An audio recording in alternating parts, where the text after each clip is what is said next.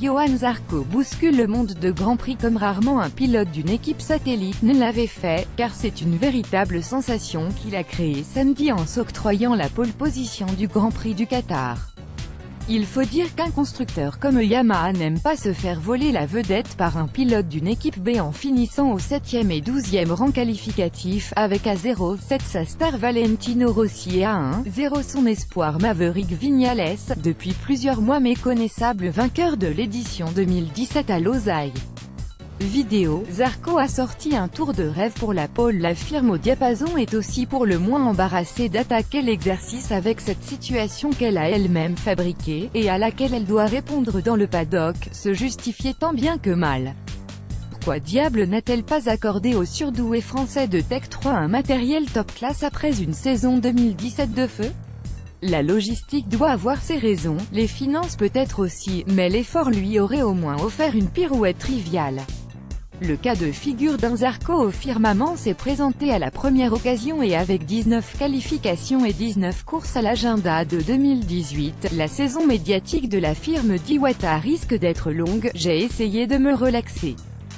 J'étais son boss de la compétition, Lynn Jarvis, et avancé Jody Kay. Le natif de Cannes a 500 TRS, mine de plus qu'en 2017 et la puissance n'est pas forcément la panacée, c'est vrai.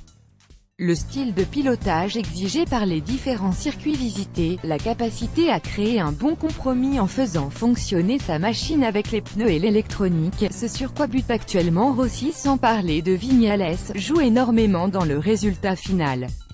Mais il est difficile de ne pas imaginer un Zarco plus fort avec une panoplie de solutions plus ample. Sans parler de requêtes qu'il pourrait formuler en termes de développement.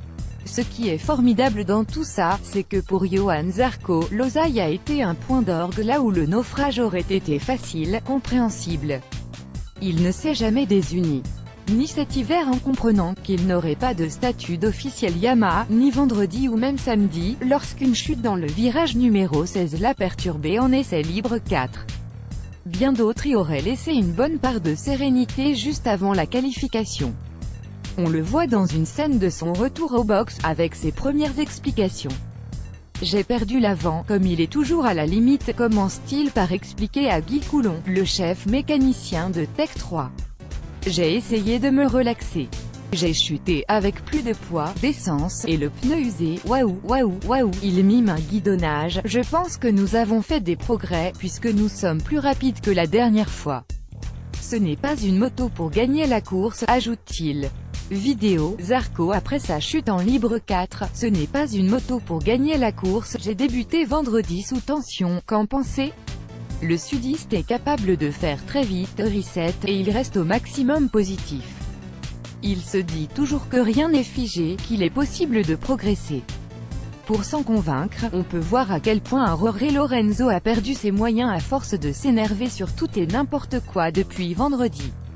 Un test de départ raté, une selle mal réglée, une panne sur sa Ducati, un coéquipier mieux classé que lui. Vidéo, Zarco, ils étaient tous derrière moi, ça m'a mis un peu plus de rage dans le Money Time de la Q2, le tour de pole position de Johann Zarco fut tout bonnement une merveille, et ceux qui comptaient sur lui pour le prendre en point de mire en ont été pour leurs frais. Ce qui est bluffant, c'est qu'il est finalement en train de reproduire le schéma de ces 2 dernières années de Moto 2, celle de ses titres. En 2015, il avait fait un fantastique champion du monde qui avait pris le risque de redoubler, faute de guidon d'usine, chez Suzuki, en MotoGP. En 2016, il avait surtout supporté l'énorme pression de la confirmation, en connaissant quelques difficultés au début. L'année 2017 a été celle de tous les éblouissements, des audaces au milieu de paris stratégiques parfois désastreux mais toujours assumés, et il se savait attendu cette année dans la caisse de résonance décuplée du MotoGP. Depuis jeudi, on m'annonce « Ah, Johann il peut jouer le titre, et je sens que la pression monte », a-t-il relaté après sa pole. J'ai débuté vendredi sous tension, j'ai fait quelques erreurs et je